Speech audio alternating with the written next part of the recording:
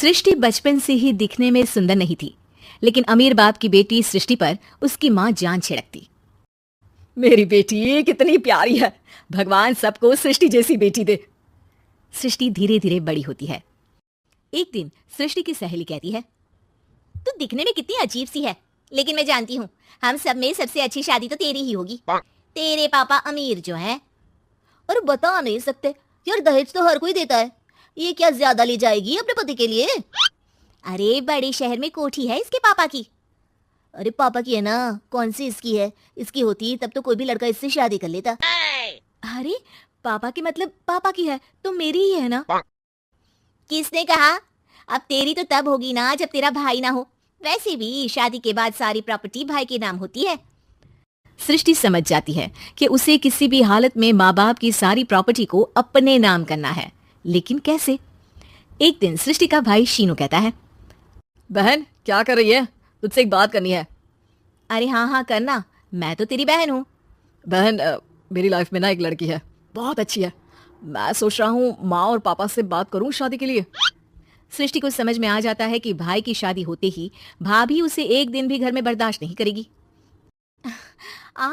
क्या बात है भाई, बताना कौन है वो? यार वो बहुत अच्छी लड़की है, पढ़ी लिखी है, मेरे साथ जॉब भी करती है। बस एक प्रॉब्लम है। प्रॉब्लम? क्या प्रॉब्लम है भाई? यार वो शादीशुदा है, लेकिन उसके पति ने उसे सिर्फ इसलिए छोड़ दिया क्योंकि उसके माँ बाप दहेज नहीं दे पाए।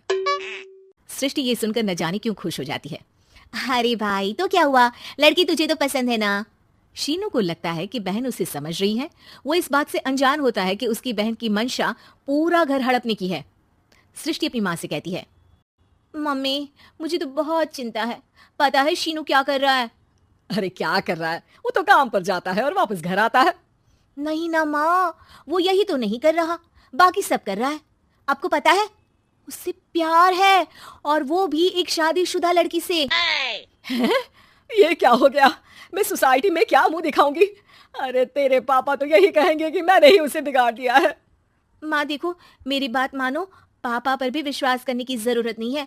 अब आप ही बताओ, पापा इतनी देर घर के बाहर रहते हैं क्यों? बोलो। अरे बेटा वो तो नौकरी करते हैं ना। तू बहुत भोली है माँ।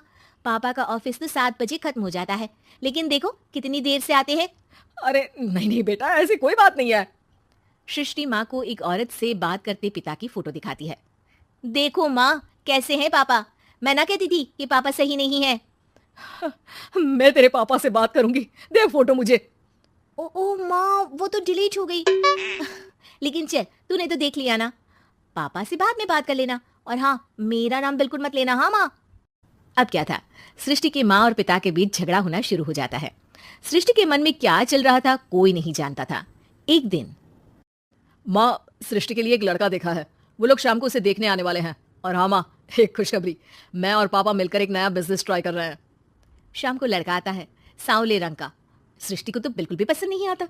लड़की की माँ कहती है, लड़की का चेहरा तो कोई खास नहीं, लेकिन अगर मेरे बेटे को आप लोग सेटल कर दें तो मैं उसकी शादी आपकी बेटी से करवा दूं। सृष्टि को लड़का बिल्कुल पसंद नहीं था। उसे भाई पर गुस्सा आ जाता है। लड़के वालों के जाने के बाद कहती है, माँ देखा शीनू मेरे लिए कैसा लड़का लेकर आया, न दिखाने लायक न सुनने लायक, सेटल भी नहीं, वो भी हम करे। अरे माँ मैं जानती हूँ ये मेरी शादी किसी भी घर में क्यों करवाना चाहता है। अरे कैसी बात कर रही है बहन?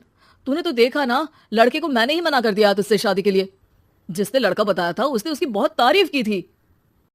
बात आई गई हो जाती है, लेकिन सृष्टि का मन शांत नहीं होता। क्या करूं, कुछ समझ में नहीं आ रहा। मेरी शादी हो गई तो ये लोग पूरी प्रॉपर्टी शीनू के नाम कर देंगे, मेरे हाथ तो कुछ लगेगा ही नहीं।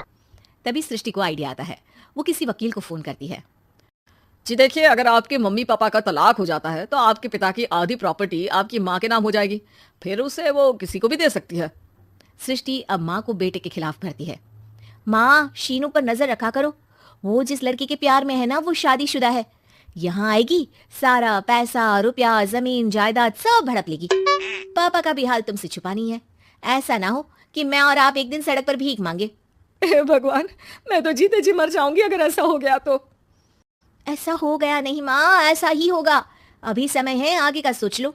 मैं तो कहती हूँ पापा से आधी प्रॉपर्टी लेकर अलग हो जाओ। पापा की आधी प्रॉपर्टी भी हम लोगों को अगर मिल जाती है ना तो अगले 7 जन्म सफल समझो। बेचारी माँ बेटी के कहने पर पति से तलाक लेकर अलग हो जाती है।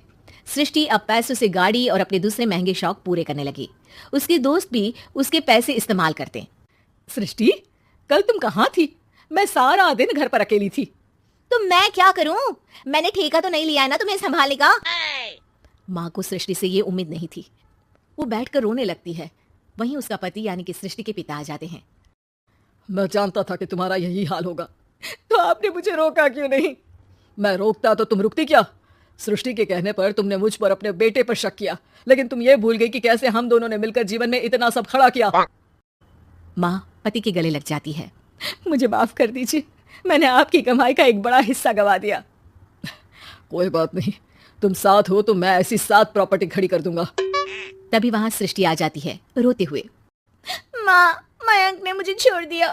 वो बोल रहा था जब तक मेरे पास पैसे थे तब तक ही वो मेरे साथ था। पापा, माँ, मुझे माफ कर दीजिए।